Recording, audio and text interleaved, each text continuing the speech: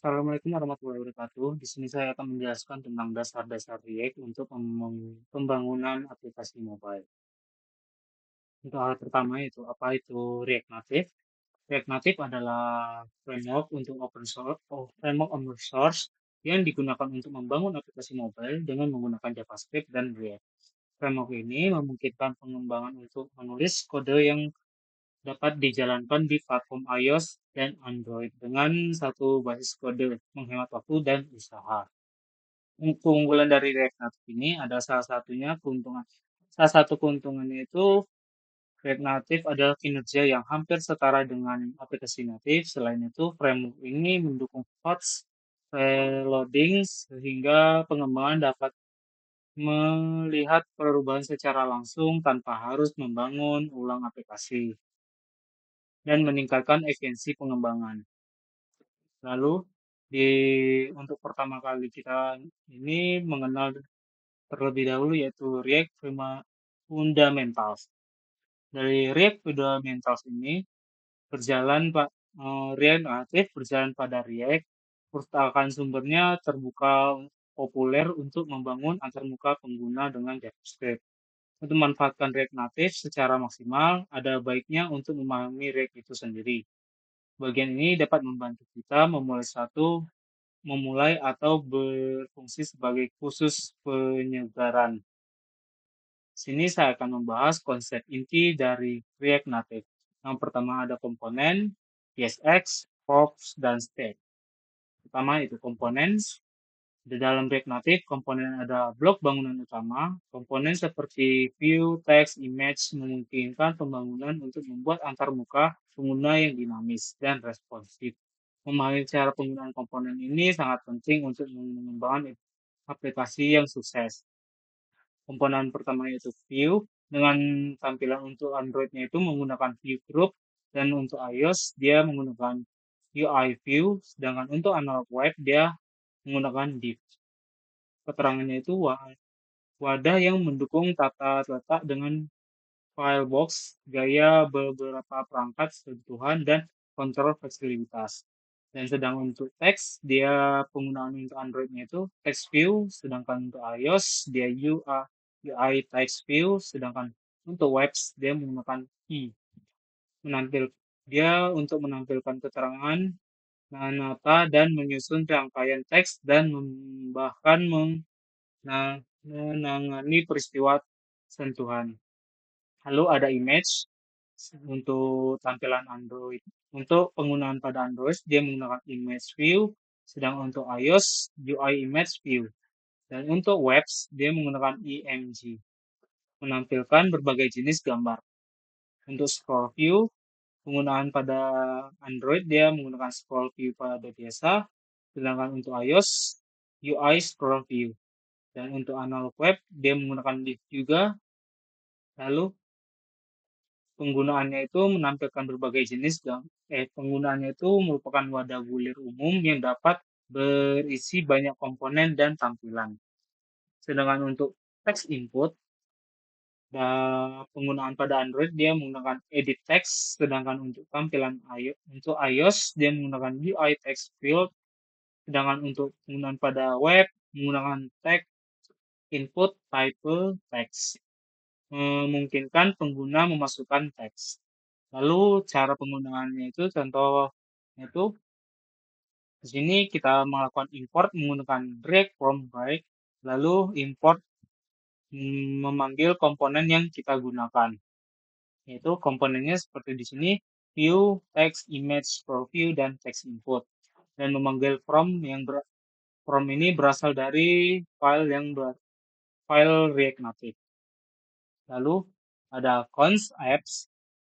Cons apps merupakan komponen dari apps dengan arrow function, return atau mengulang. Di sini contoh penggunaan komponen dari scroll view. Untuk teks dimasukkan dalam komponen teks dimasukkan dalam scroll view agar jika komponen teks memiliki banyak, maka saat ditampilkan dapat di-scroll di aplikasi mobile. Fungsi teks seperti yang kita lihat, dia untuk menampilkan teks yang ingin kita tampilkan pada aplikasi. Lalu untuk pada penggunaan view, di sini kita bisa menampilkan somewhere text. Lalu di dalam juga ada contoh penggunaan dari image dengan source yang memungkinkan untuk memanggil sumber dari gambar yang kita butuhkan. Ada style yang berfungsi untuk mengatur ukuran ataupun tampilan dari image yang kita masukkan. Lalu pada text input kita juga dapat menambahkan style dari seperti height untuk ukuran tinggi dan untuk warna bordernya kita bisa menggunakan gray ataupun warna yang lain. Lalu border white untuk ketebalan bordernya.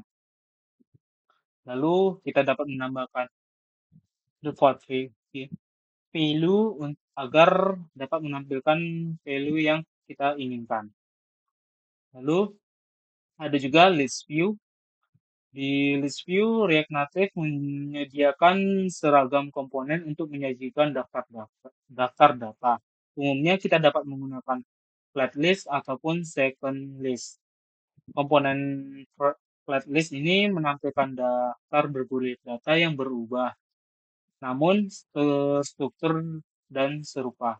Flat list berfungsi dengan baik untuk daftar data yang panjang, yang jumlah itemnya mungkin berubah seiring waktu. Berbeda dengan scroll view yang lebih umum dan flat list hanya menampilkan elemen yang sedang ditampilkan di layar, tidak semua elemen sekaligus. Lalu untuk komponen flat list ini memerlukan dua props, yaitu data dan render item. Data adalah sumber dari informasi untuk daftar, sedangkan render time mengambil suatu item dari sumber dan mengembalikan komponen yang format untuk dirender.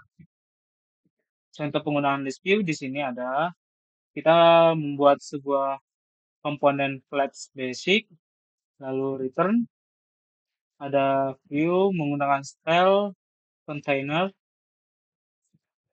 dan untuk penggunaan flat list dia ditulis di dalam tag dan memanggil data yang dibutuhkan dengan menggunakan key untuk data unik untuk penentuan datanya. Dan dengan render item, memanggil item, lalu dengan text style item, dan memanggil item dengan key yang sudah dimasukkan dengan nama datanya. Maka akan menghasilkan tampilan list yang diinginkan. Serta ada JSX. React dan React Native menggunakan JSX, sebuah sintaks yang memungkinkan Anda untuk menulis elemen di dalam JavaScript seperti dokumen React memiliki perpaduan kompetitif tentang JSX yang dapat Anda rujuk untuk mempelajari lebih lanjut. Karena JSX adalah JavaScript, kita dapat menggunakan variabel di dalamnya dan di sini dapat mendeklarasikannya. Contoh penggunaannya seperti ini, dengan mengimport React dulu yang berasal dari React dan mengimport text yang berasal dari React Native. Pertama ada sebuah komponen getFullName yang dibuat dengan variabel string, yaitu first name dengan variabel string, second name string juga, dan third name dengan variabel string. Dengan return first name, second name, dan third name. Dan komponen cat memanggil komponen text, lalu menampilkan hello I'm, dan memanggil komponen getFullName dan memasukkan data string yang diinginkan. Lalu ada props. Props adalah kependekan dari properties, dan props memungkinkan kita untuk menyesuaikan komponen React. Misalnya di sini kita memberikan setiap tag dari komponen cat name yang berbentuk yang berbeda untuk dirender menjadi cat. Contohnya seperti ini, dengan type get props, dengan variabel name yang bukan string, dan komponen get menggunakan props dan props dari get props yang merupakan type get props yang dibuat sebelumnya. Lalu mereturn menggunakan tag view dan tag text untuk menampilkan hello I am dan memanggil props name yang telah dibuat. Dan ada komponen cap untuk menampilkan komponen cat yang telah dibuat. Hasilnya akan menampilkan seperti ini.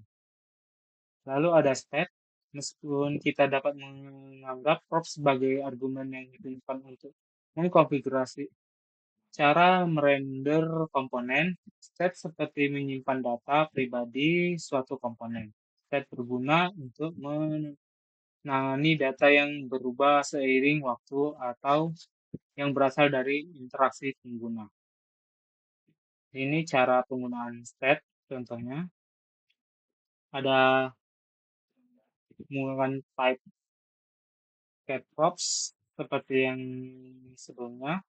Lalu komponen get memanggil props dari get props yang memiliki variable name string.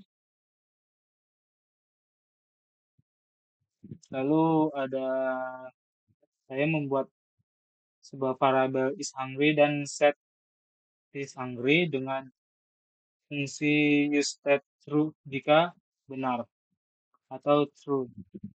Lalu menggunakan tag view dan text dan menampilkan I'm dan memanggil props name serta memanggil variabel isHungry. Maka jika tombol diklik, jika menggunakan button tombol diklik maka akan hungry is full, dan jika tombol satunya diklik menggunakan tag tombol atau button, dan jika diklik hungry false atau salah, maka akan menampilkan give me some food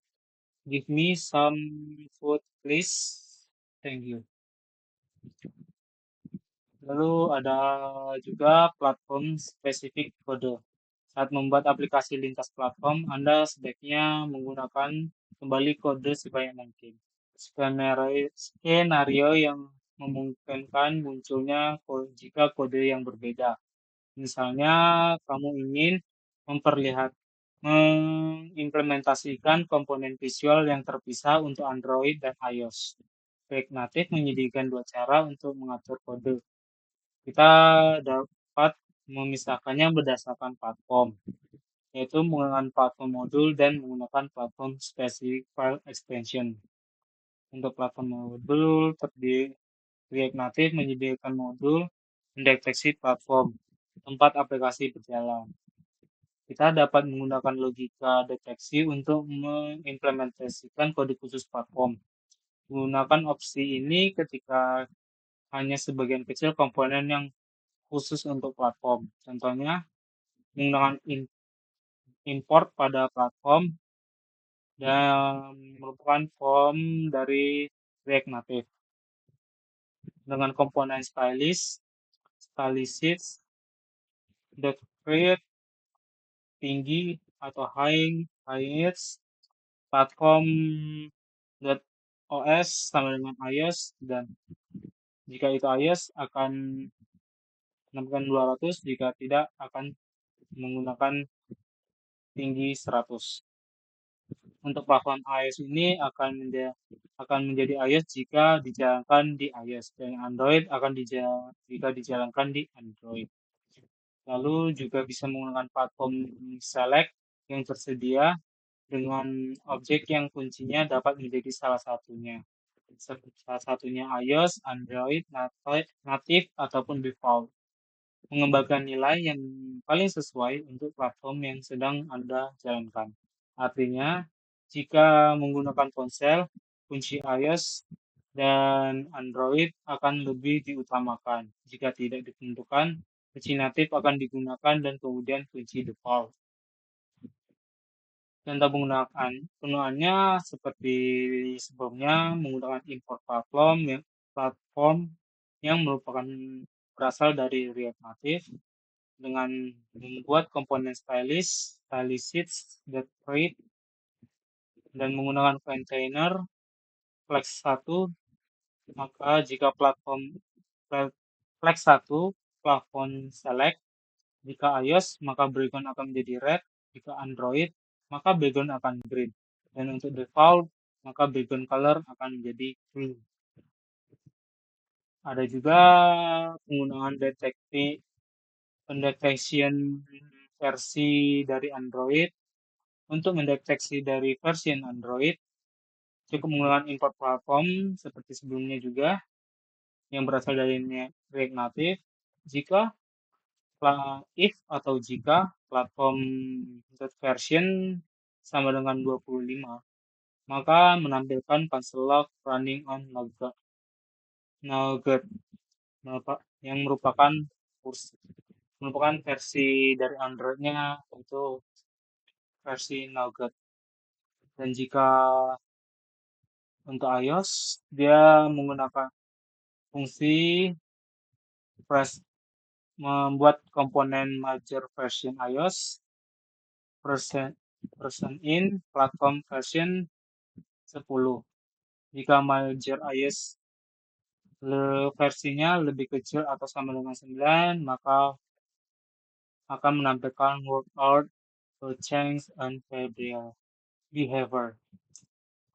Jadi untuk kesimpulannya, dalam presentasi ini kita telah membahas dasar-dasar dari React Native dan berbagai framework dan bagaimana framework ini dapat digunakan untuk mengembangkan aplikasi mobile yang profesional. Dengan memahami konsep-konsep ini, kita dapat mulai membangun aplikasi yang efisien dan berkualitas tinggi. Sekian dan terima kasih. Assalamualaikum warahmatullahi wabarakatuh.